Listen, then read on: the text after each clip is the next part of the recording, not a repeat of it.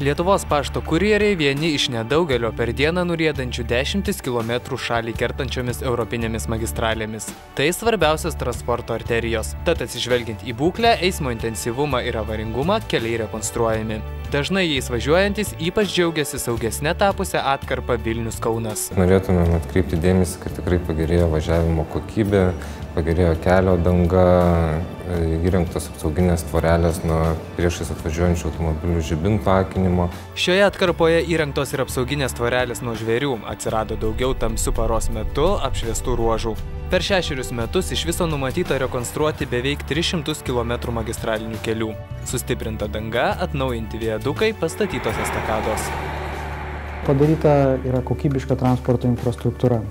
O tai iš principo yra esminis veiksnys verslo plėtrai, turizmui, ir žinoma patogiam bei saugiam gyventojų susisiekimui.